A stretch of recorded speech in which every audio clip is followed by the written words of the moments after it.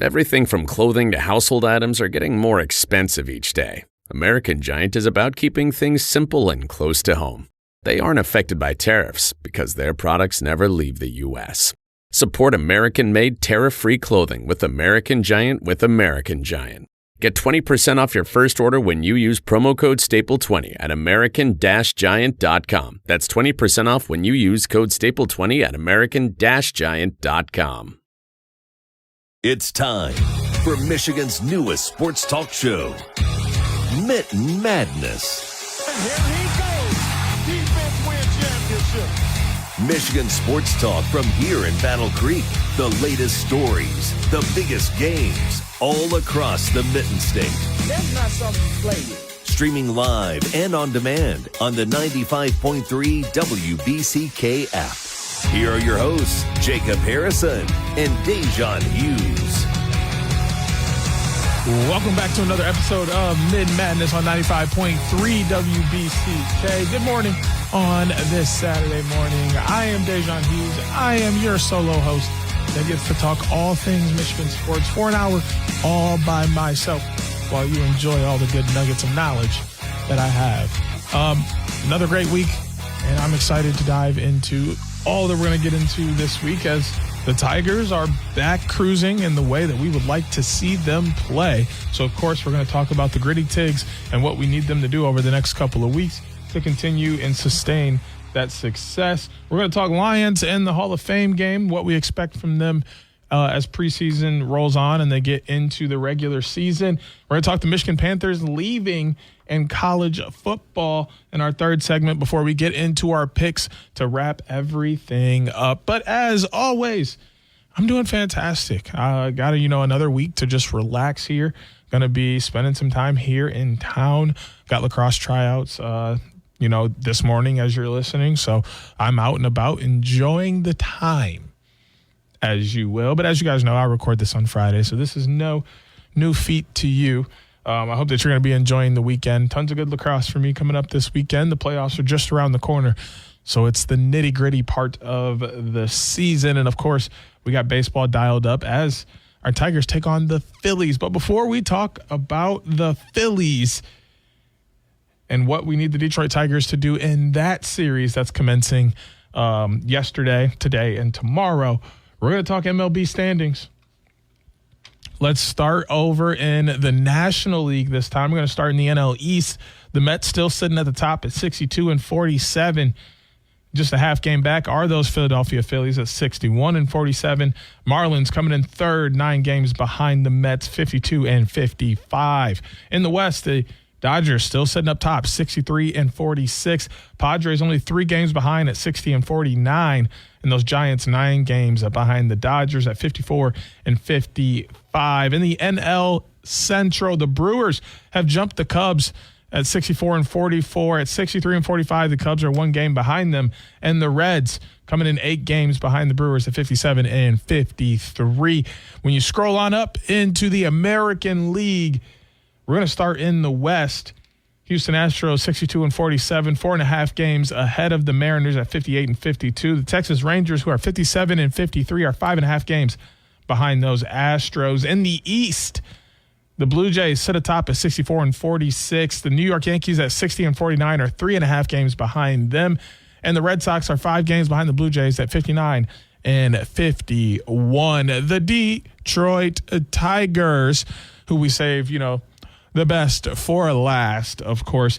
The AL Central, the Tigers sit atop at 64-46. They hold a 9-game lead on the Cleveland Guardians, who are 54-54, and a 9.5 game lead on the Royals, who are 54-55. The Twins come in 12 games behind the Tigers at 51-57. We're going to talk about the Twins in this episode as well, as that is the new, that is the upcoming series for them in the middle of next week. And the Chicago White Sox still trudging along, 40-69, 23.5 games behind our Tigers. Overall in the league, the Brewers sit atop of the league at 64-44, and all 1 game behind them are the Cubs, Blue Jays, and Tigers. Rounding out the top 5, those Dodgers sit 1.5 games behind the Brewers. Now that we've gotten through our obligatory standings to let us know where we're standing amongst the league leaders, the Tigers have a very comfortable lead in the AL Central. You can almost say that they've wrapped up that AL Central pennant at this point. They would have to have a disastrous decline, a disastrous fall apart in order for that to happen. I don't see this team crashing and burning to the ground anytime soon. So we can imagine that the AL Central title will belong to the Detroit Tigers at the end of the season, which is coming up pretty quickly here. I mean, just over a month before we get into the most exciting part of baseball, October, where the Tigers should be playing some October baseball. Actually, in fact, I want to see where they are standing in the AL at the moment. They're second in the AL, or excuse me, they're tied for first in the AL with the Blue Jays at 64-46, but the Blue Jays do have the tiebreaker over them as they just beat them in a series by gentleman's sweep 3-1.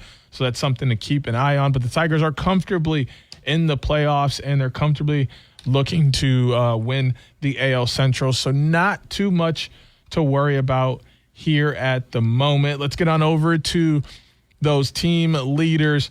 We know who's leading the way on the batting side. It's still Riley Green. He still has a .277 batting average, an OBP of .324, slugging percentage of .525. He's got 26 homers as he's batted in 84 runs. On the pitching side, come on. It's Tarek Skubal. 2.09 ERA. He's got 10 wins on the year and 171 strikeouts. It does not get better than Skubal. 9 times out of 10, homie is going to repeat as the AL Cy Young winner. Looking at the schedule coming up for the Tigers this weekend, which started yesterday, they got the Philadelphia Phillies on the road at Citizens Bank Park. Flaherty took on Suarez Friday night. I'm not sure of the outcome quite yet, but you surely do. That's the 6:45 first pitch today. Later on, we got a 4:05 first pitch in what will be one of the best baseball games we've ever seen, a pitching matchup that is going to be elite, as Tarek Skubal will be on the mound against Zach Wheeler, both aces for each squad. This is going to be insane. As ESPN tells you, tickets are as low as $100. Yeah, that's so cheap.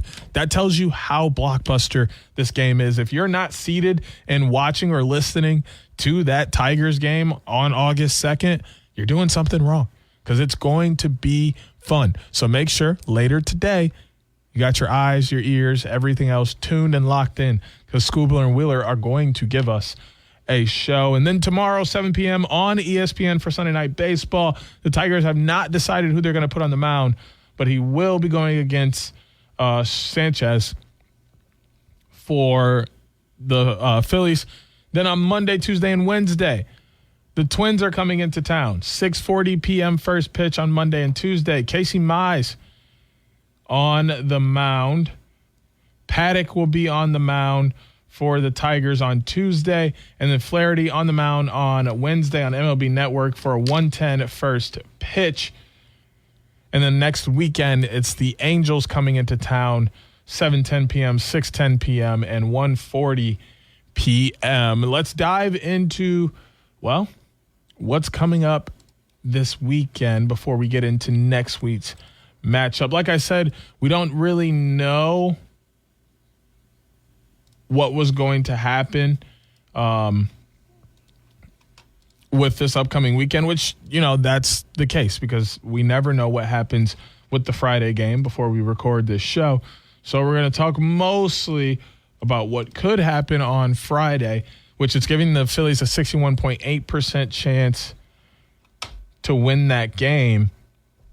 So, Ranger Suarez, who's 8-4 on the year, going against Flaherty. Flaherty giving up almost 5 runs a game with 19 homers compared to just 6 homers for Suarez, who's only given up about 2.5 runs per game. So even if the Tigers lose that first game of the series, the second game looks much better. 49.4% chance for our Tigers to win compared to 50.6% chance. I mean, this is going to be one of the closest matchups we see. 10-3 for Skubal, 9-4 for Wheeler, 2.09 ERA for Skubal, 2.56 for Wheeler. WHIP for Skubal, 0.84, 0.89 for Wheeler. They both had pitched 133.2 innings. 93 hits for Skubal, 91 for Wheeler. 171 strikeouts for Skubal, 172 for Wheeler. 19 walks for Skubal, 28 for Wheeler, and only 9 home runs for Skubal, while 14 for Wheeler. I mean, Schwarber, Turner, Kyle Schwarber and Trey Turner have absolutely been turning it up for the Phillies as well.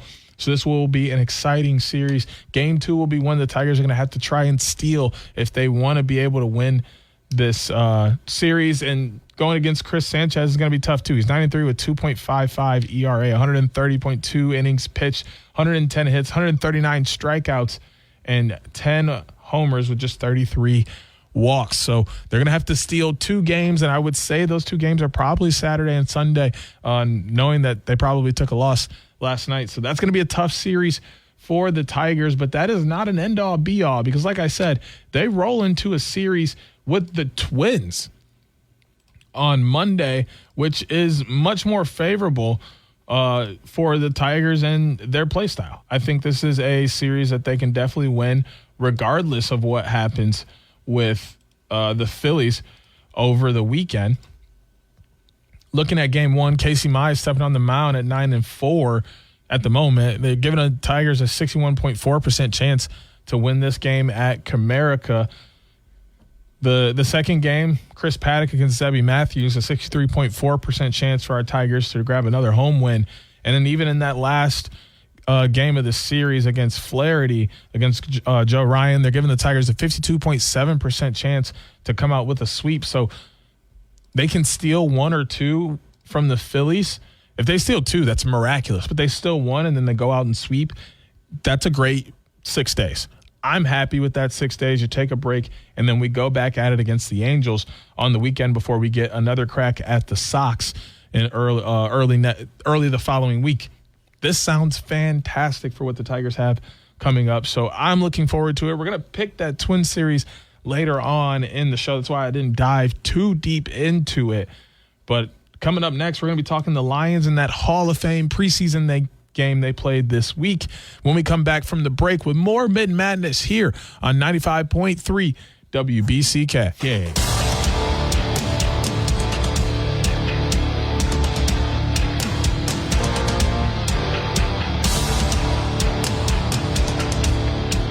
Welcome back into Mitten Madness here on 95.3 WBCK. It's time for us to talk about the Detroit Lions as they're about to get ready to jump into another NFL season. They were graced with the opportunity to play in this year's Hall of Fame game during the preseason. They took on the Los Angeles Chargers on Thursday, and let's just say it was quite the game for the Chargers and not so much fun for the Lions. The Chargers came out and looked absolutely phenomenal on all sides of the ball, while the Lions, well, they definitely had their struggles. Now, I do want to preface that realistically, neither one of these teams really had any of their starters playing at all. So that plays a huge factor into this game. But this leaves tons of questions for the Lions and what their season could look like come, late August, early September, and into the rest of the regular season, as the people playing in this game are your backups, your 2s, your 3s, your 4s, which you're going to need your 2s and 3s in general because guys get tired in the NFL, but you might need your 4s, 5s, and 6s because guys get injured. And with this showing, I don't know that the 3, 4, 5s, and 6s would get it done for the Lions. And you saw last year, the 3, 4, 5s, and 6s on the defensive end definitely couldn't get it done, as that eventually ended up being their demise in the playoffs. So to me, this is a troubling sign. But let's just talk about the game overall. The Chargers had full control. They were up 14-0 after at halftime. It was 21-7, and then they got out to a 27-7 lead, and they were able to finally score one last touchdown in the fourth quarter to stretch their lead to 34-7, coming out with the victory. Trey Lance, the starting quarterback for the Chargers in this game, 13 of 20 for 120 yards, 2 TDs, only sacked 1 time, no interceptions. DJ Uiagalelei came in for relief, 2 for 3, 25 yards, no touchdowns, no interceptions, no sacks. So overall, the quarterbacks were 15 of 23 for 140 yards, 2 TDs, and 1 sack. Rushing, totally different. Former Michigan man Hassan Haskins had 6 touches for 34 yards. His longest was 11. He averaged 5.7 carries, the most on the team. Kamani Vidal had the most touches at 9 for 37 yards, 4.1 averages. He had 2 TDs in his longest run, 16 yards. Naheem Miller-Hines goes for 8 touches, 34 yards, 4.3 on the average. His longest run was 9 yards. Keandre Lambert-Smith had 2 receptions for 43 yards and a TD. Will Dissly, 2 receptions, 14 yards, and a TD. His longest, 9 yards. Lambert-Smith's longest, 28 yards. Delvon Campbell, Jalen Johnson, Hassan Haskins, Oronde Gaston II, and many others were able to notch a reception as well. Trey Lance did fumble once, but he recovered his own fumble. Des Kilpatrick and Kendall Williamson also recovered fumbles in this game. Looking at the Lions side of things, Kyle Allen, 9 for 14, 91 yards, 2 interceptions, no touchdowns. Hendon Hooker comes in relief, 3 for 6, 18 yards, 1 interception. They go 12 for 20 for 104 yards and 3 interceptions combined. Craig Reynolds ended up being the leading rusher for the Lions in this game. 10 carries, 38 yards for 1 touchdown. 13 was his longest. Jabari Small, 11 carries, 35 yards for a 3.2 average. 6 is his longest. Hendon Hooker, Jacob Saylors, and Kyle Allen all got a couple touches as well. Leading receiver, rookie, Isaac Tasala, 2 receptions, 46 yards. His longest was 24. That's out of 3 possible targets. Dominic Lovett goes for 5 receptions, 31 yards. His longest was 10 on 9 targets. Craig Reynolds also had a reception for 10 yards. That was his only target of the game. Grant Studdard had a fumble that he lost. Jacoby Keeney-James also lost a fumble. Jamari Small fumbled, but they didn't say whether he lost it or not. Oh, because Tristan Colvin recovered it. And that is the rundown pretty much of the box score of this game. It wasn't ever really close for the Lions, which makes you wonder, what would it look like this year if games end up getting out of hand? If somebody gets hurt, will the next guy be able to step up? Because these are the guys that are behind all of the starters. And so far, defensive starters have proved that they can't do anything to help this team out in a progressive manner. They punted the ball 4 times for 187 yards, the longest being 57. Chargers punted 3 times for 154 yards, their longest being 54. They both had 1 inside the 20, and J.K. Scott for the Chargers had 1 be a touchback as well. Cameron Dicker goes 2 for 3 on field goals and 4 for 4 on extra points. He puts up 10 points on the day. That's going to be huge any time that you need points. Got to be able to kick field goals.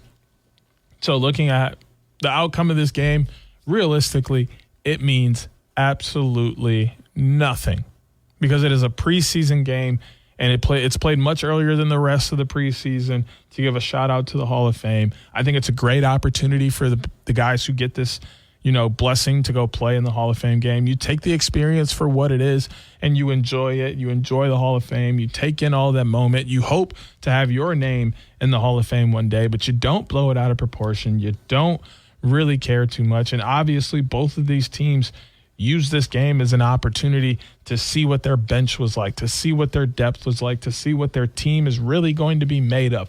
Because we know the starters are going to come out.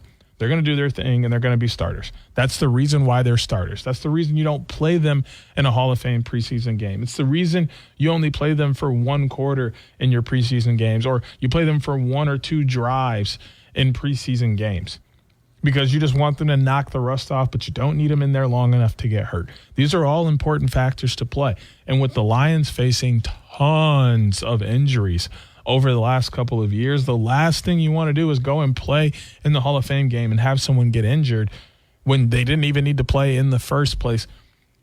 Just troublesome that neither Kyle Allen or Hendon Hooker were able to get anything going for the Lions as far as offensively throwing the ball. I mean, 91 yards for 914 is not terrible, but when you throw 2 interceptions, that's bad. But if we take the 2 interceptions away, he's 9 for 12, 75%. He just doesn't have a touchdown for 91 yards. I mean, hey, there's other ways to score, and he's obviously able to move the ball, so that's great. Hendon Hooker is a little more questionable. He got sacked twice for 5 yards, and he threw an interception, and he only threw for 18 yards on 3 of 6 passes, so already only 50%, and you're only getting 18 yards. Can you actually help us move the ball down the field? He had 3 carries for 9 yards, but you total all of that up together, that's only 27 yards. That doesn't help you go anywhere. In fact, that helps you punt the ball. So what is it that Hendon Hooker is going to be able to do if he goes into a game? I'm not sure that he's going to be able to move the ball down the field to help the Lions score, which just puts more pressure on the defense. The defense is playing more chances for them to get hurt, more chances for them to be tired, and more chances for them to continue to give up a lot of points because, newsflash, the Lions defense gave up a ton of points last year. So it's not like they're this great defense that holds teams. They just were able to get a key stop at the end of the game, and then the offense was able to outscore the other team. It reminds me a lot of old school Packer football when Brett Favre and Aaron Rodgers were there. It was simple. Hey, just get a stop. Hold them to this number. We'll make sure we score at least 1 point more. And, I mean, for the most part, that philosophy works. You know exactly your target score as an offense. You know exactly your target score as a defense. You're both working together to make the other's job significantly easier than what it was before. The question is, can this team do it? And defense is one of those teams where you need sides of the ball where you need 2, 3, 4, 5s to be able to come in and play. You're running 4 linebackers. That means your 2s are going to play because you're going to need 8 guys to play linebacker. Maybe even your 3s get mixed in there depending on what the game is and what kind of packages you play. Defensive backs. Sure, you're probably only rotating 2 to 3 corners, but you still got 2 to 3 safeties out there that you're rotating as well. You're going to need your 2, 3s, and 4s in order to have success continuously on the football field. So can the Lions have success when their 2, 3s, 4s, and 5s look like they did against the Chargers in the Hall of Fame game? Granted, once again, it is a preseason game. No one is going as hard as they should, but losing 34-7 is a terrible look. It's not even just not a good look. It's not even just a bad look. It is a horrendous look to lose to the Chargers, who are also playing their backups. A guy in Trey Lance who has proved over and over again that he isn't really an NFL quarterback. DJ Uiagalelei, who many people can't believe he even got drafted in the first place. Hassan Haskins, who hasn't cracked the roster since and gotten significant play time since graduating from Michigan. I don't even know who Tucker Fisk is. Will Dissly's like the only actual guy on this team that we should even be remotely worried about. And you go out and you lose by 27. You only put up 1 touchdown. You only score points 1 time. You only get into scoring position 1 time. Yes, it's a preseason game, but these are all worrisome things to think about when the season is only a month away. And just over a month, the Lions are going to be playing real regular season football that matters, that goes against their record and will decide if they make the playoffs or not and have a chance at an NFL Super Bowl championship. But I'm not supposed to worry because it's the preseason? No, I'm terrified. And some of you should be too, because backups do play a factor in the NFL, and it's something that you always have to be ready to go. And right now it doesn't look like the Lions backups are ready to go. It doesn't mean that can't change. It doesn't mean that they can't prepare themselves and be ready when their number is called.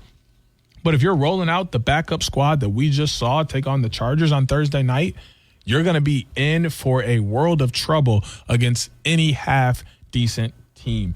That's all we got about the Lions today. We're going to touch in on the Panthers and college football when we get back from the break with more Mitten Madness on 95.3 WBCK. Detroit sports fans, Wolverines and Spartans alike, this is your sports show, Mitten Madness, with Jacob Harrison and Da'Jzon Hughes on 95.3 WBCK.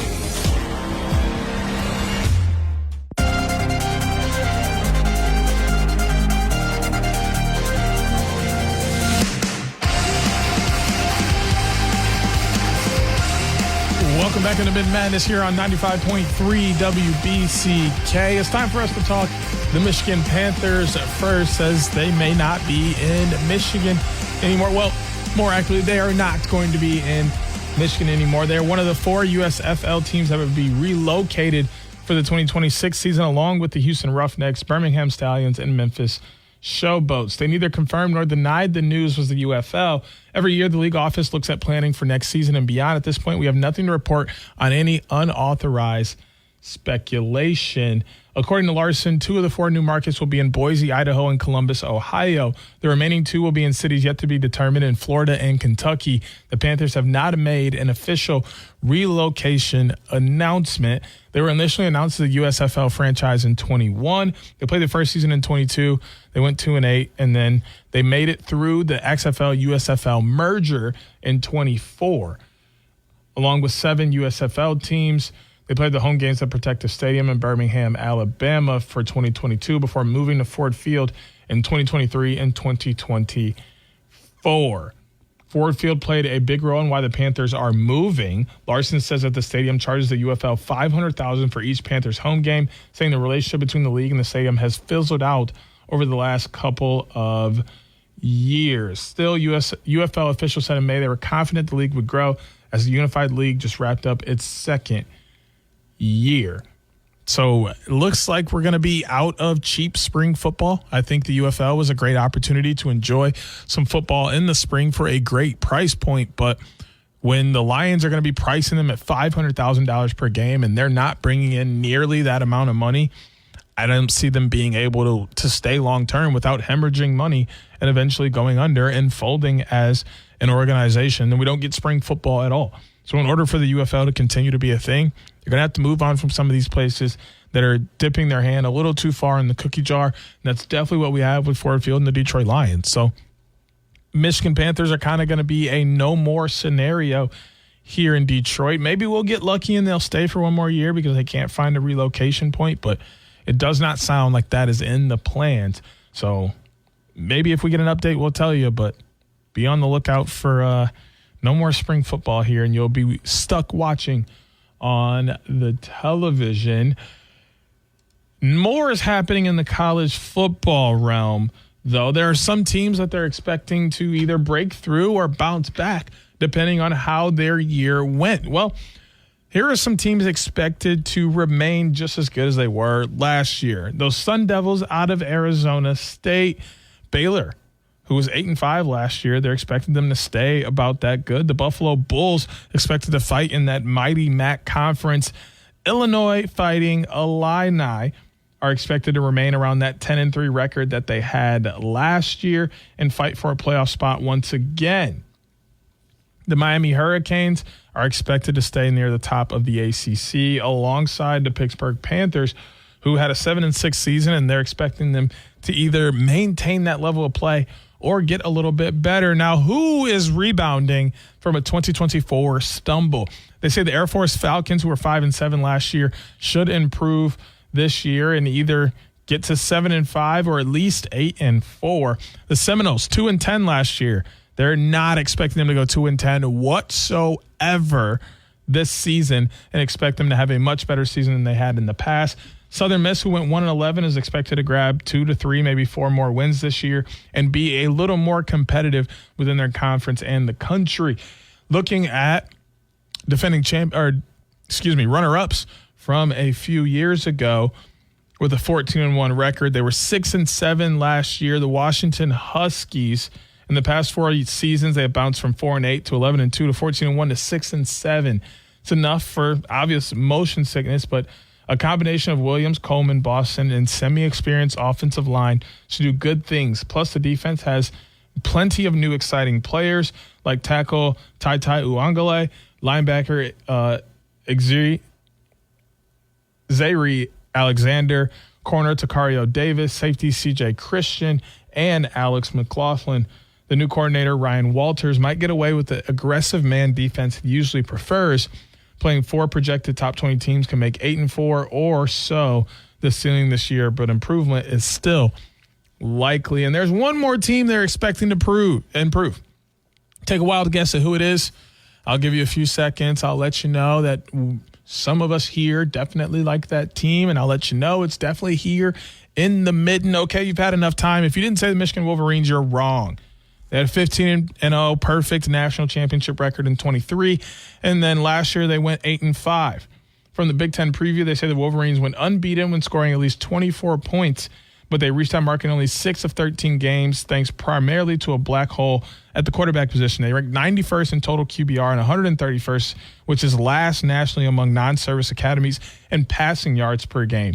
Either five-star freshman Bryce Underwood or veteran transfer Mikey Keene will begin the season at QB for Moore's second Michigan team, and it's probably fair to assume that Underwood will finish it there. His first spring was up and down, but going from the aforementioned black hole to the best high school prospect in the country is quite the leap. Seeing Michigan's projected 10th overall was a bit concerning, as the offense still has loads of questions, but they'd be surprised if the Wolverines didn't have a top 10 defense, and the schedule features only one projected top 15 team, and they won 8 games and beat Ohio State and Alabama while getting almost nothing from their QB. Even if Underwood isn't ready to lead a CFP team yet, a return to 9-3 or so and occasional actual passing yardage doesn't seem like too much to ask. So they are expecting, Michigan to put it together and get better quarterback play. But another big story going on in the college football world, Colorado head coach Deion Sanders played in the NFL. It was widely understood that every time he touched the field, he could end up in the end zone. On Monday in Boulder, we might have seen the best return of Prime's career. Dressed in denim overalls, a white crew neck T-shirt, and a cowboy hat, Sanders took to the podium from arguably the most important news conference of his life. He told the world that he was cancer-free after having his bladder removed after doctors discovered a tumor. He encouraged people to get checked, detailed the specific data points of his health journey, and urged folks to take their lives seriously. Just when everyone thought and speculated that the hater hype machine that has had multiple attacks was going to go up by a score or two, Prime took it the other way with a flourish, not dissimilar to when he once went 93 yards for an interception, except this time his walk has a limp and his words are the words of Jesus. But this wasn't easy. Men, everybody get checked out, because if it wasn't for me getting tested for something else, they wouldn't have stumbled upon this. And make sure you go to get the right care, because without wonderful people like this, I probably wouldn't be sitting here today, because it grew so expeditiously, I could say. The same crowd who said Prime would skip from Colorado to the pros with his son, they're still wrong, as he's there and continues to pour into the Boulder and Colorado community as he looks to lead another team to success.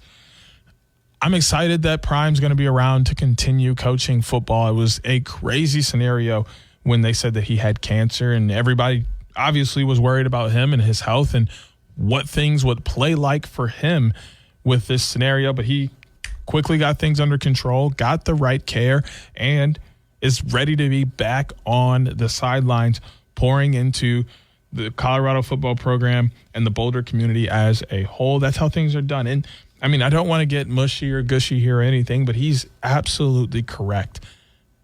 Men, go get checked as early as possible for all kinds of things. It's never too early to catch something. And I mean, and this isn't just to the men, women out there as well. Get checked. Making sure that you have the best possible health at all times is never the wrong thing to do. I understand that isn't easy for everyone. There are a lot of barriers that may be in the way, but when you have time and you can afford to do so, go get checked, because it literally could be a life-saving decision, as we saw with Coach Prime. Or it could just be that you're completely healthy. Either way, you get to know you're healthy, or you get to get ahead of something before it becomes a bigger issue. Once again, great health to Coach Prime. Prayers and thoughts out to you and your family as you continue to go through this. But we're just excited that you're still going to be on the sidelines coaching football. We're going to be back with our picks after a break with more Mitten Madness here on 95.3 WBCK. 95.3 WBCK.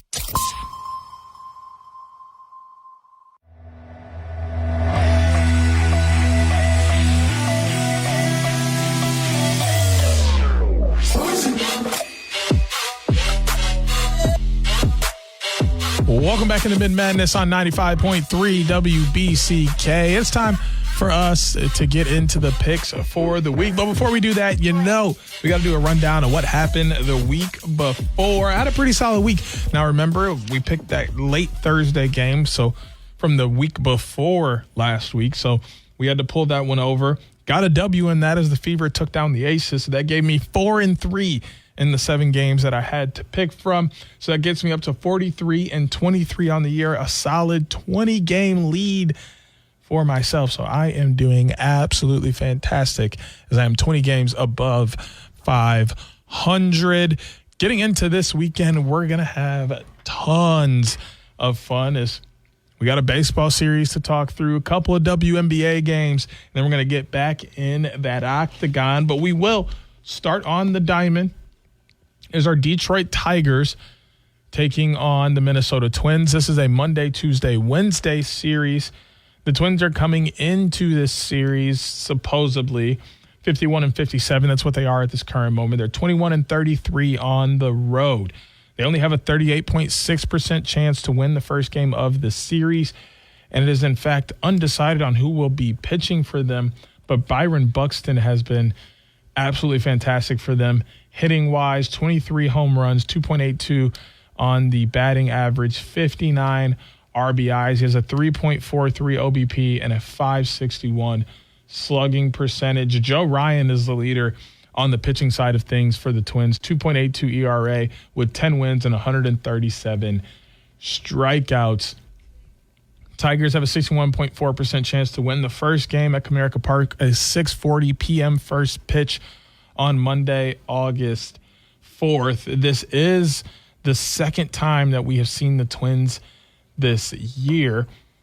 We do currently hold a 2-1 lead on the Twins. Twins won the first game back on June 27th, 4-1. Then the Tigers bounced back in the 2 subsequent games, 10-5 and 3-0 on 6/28 and 6/29. So they're going to look for hopefully a sweep here to go up 5-1 and have a commanding lead on them as they're 12 games ahead of them currently in the American League Central standings. The Twins are on a 2-game losing streak while our Tigers are on a 4-game winning streak. They won their last game against the Toronto Blue Jays before sweeping the Arizona Diamondbacks. Meanwhile, the Twins lost 2 games to Washington before beating Boston and then losing 2 more games to the Red Sox.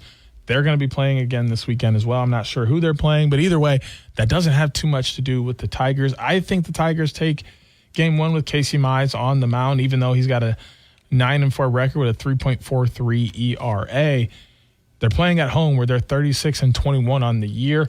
Going to give them the benefit of the doubt to win that one. Chris Paddock, who just recently got signed to the Tigers, going to get his first start against Zebby Matthews at Comerica Park. They're giving the Tigers a 63.4% chance to win this game as well. It's all just going to come down to the pitching. Matthews is 2-3 on the year. He has a 5.67 ERA in just 33 innings. He's got 38 hits, 42 strikeouts, 9 walks, and 4 homers. Meanwhile, Paddock, 4-9 on the year, 4.77 ERA, a 1.24 whip, and 117 innings, 118 hits, 88 strikeouts, 27 walks, and 17 homers. I'm not sure about this game because we don't know too much about Chris Paddock and how he's going to fit into this rotation, but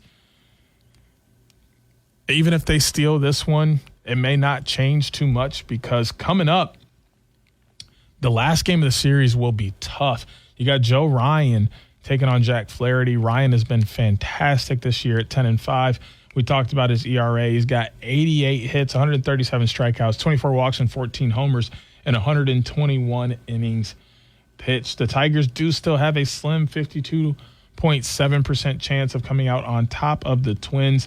And you know I would be insane if I didn't think the Detroit Tigers were going to win this series. So obviously I'm picking the hometown gritty Tigs to take down the Twins. I would love another sweep that would get us up to a 7-game win streak, which would be phenomenal on the year. But also it's another series win, and and it really places more of a gap between yourself and the Twins and some of the other teams in the AL Central as we get into the grittiest of times, which is August and September, as everybody's trying to play in that October playoff round.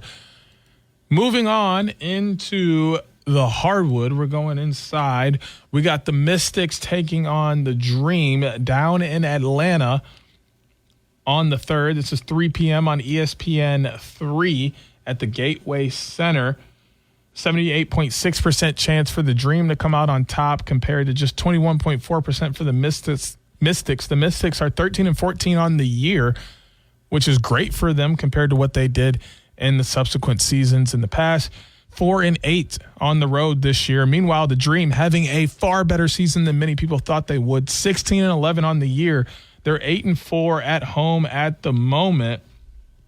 Brittany Griner, Jordan Canada, and Ryan Howard all expected to be back for this game for the Atlanta Dream. The Dream currently hold a 2-1 series lead on the Mystics. The home team 2-1 so far in the series. The Dream are the one team to still win on the road. I think that they're going to be able to continue to win at home as well. 8-4 at home, and also 2 of the 3 games in this series already, the home teams have won. That tells me the home team might win again. And I mean, once again, the Dream are still trying to fight to be second in the conference. They're only a game and a half, first in the conference, only game and a half behind the New York Liberty for first in the Eastern Conference. This game could be huge as this is another Eastern Conference matchup. I say the Atlanta Dream come out on top, and they're going to continue to put pressure on the Liberty, looking for them to make a mistake and try and overcome them. We're going to stay partially in the East Coast, but we got an interconference matchup going down as the Indiana Fever will be traveling to Climate Pledge Arena to take on the Seattle Storm. The Fever 15-12 on the year, 6-6 on the road. We do know Caitlin Clark is going to be out until at least August 12th. The Storm have a 58.6% chance to win this game as they are led by Nneka Ogwumike, 17.4 points, 7 rebounds. Skylar Diggins. She took Smith off of her name, leading the team with 6 assists. Meanwhile, Kelsey Mitchell pouring in almost 20 points a game. Aaliyah Boston grabbing 8 rebounds. Caitlin Clark still leading the team with 9 assists. Both teams are 6-4 in their last 10. The Seattle is on a 1-game win streak. Fever are on a 3-game win streak.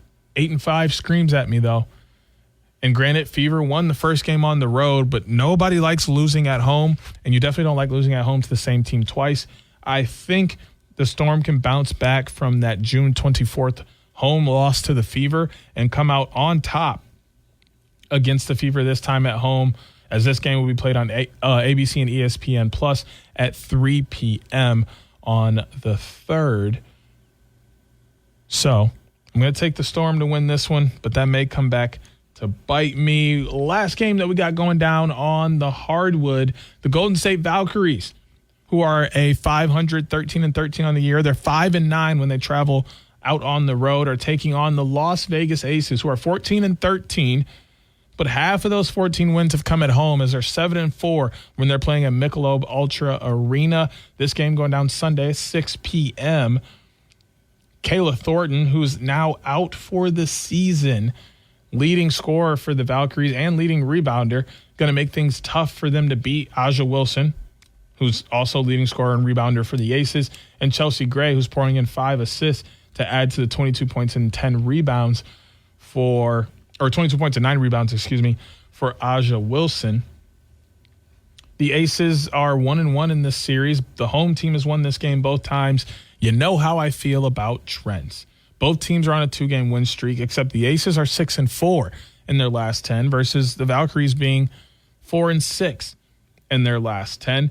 They both beat the Dream recently.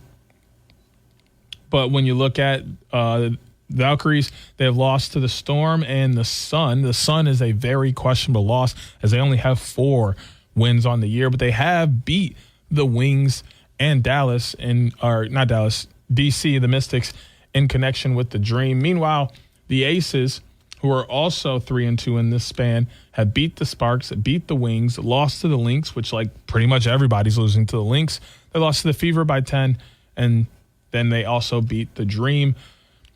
I'm going to go with trends because trends oftentimes continue to follow through, which means I have the Aces winning this game because they are the home team, and the home team has won every game in this series so far. We're going to get in on the Octagon. We're going out to the UFC Apex So we're not even leaving Las Vegas because this is on the 2nd. Going down the prelims on ESPN and ESPN Plus at 6 p.m. The main card on ESPN and ESPN Plus at 9 p.m. We're going to start with the lightweight co-main event between Matus Rebecki and Chris Duncan. Rebecki is 20-2 on the year. He's from He's from Poland. He's 5'7", 160 pounds, 32 years old, at 66 inches on his reach. He's a southpaw fighter. Meanwhile, Chris Duncan, 13-2, he's 5'10", 155 pounds, 32 years old, 71 inches on the reach, and he's orthodox in his fighting stance. The odds, they tip in the favor of Rebecki, who's negative 220 on the money line, but that plus 180 isn't too far for Chris Duncan. They are expecting this to go over a half round, and they say the fight will not go the distance. So that's something to keep an eye on as well. When it comes down to it, I don't know too much about Rebecki or Chris Duncan. Their records speak for themselves. They're very evenly matched. You have a little bit more size advantage going for Duncan, but it's going to come down to who can be successful. And in teams and fights like this, oftentimes I go with the favorite. And I think I'm going to do the same thing here. Rebecki really speaking at me with that 20-2 record from Poland, where there's been a lot of great fighters from Poland recently. I think he comes out on top. The last fight of the weekend, Tatsuro Tara taking on Hoon-Sung Park. Tara, a negative 370 favorite, 5'7", 125 pounds, 25 years old, 70-inch reach, in an orthodox fighting stance. He's 16-1. Meanwhile, Park is a perfect 10-0, 5'7", 125 pounds, 29 years old, 66 inches on the reach, and an orthodox fighter at a plus 280. Once again, I'm going with the favorite because it just sounds right. So I got Tara. That gives me Tigers, Dreams, Storm, Aces, Rebecki, and Tyara. I hope that you guys have just as fun of a weekend as I'm going to have. And we'll be back next week with more Mitten Madness right here on 95.3 WBCK. Join Jacob Harrison and Da'Jzon Hughes every Saturday morning at 10 a.m. for Mitten Madness on 95.3 WBCK. Miss the show or want to run it back? Stream Mitten Madness on demand on the WBCK app. Sponsored by AirwayCashforJunkCars.com.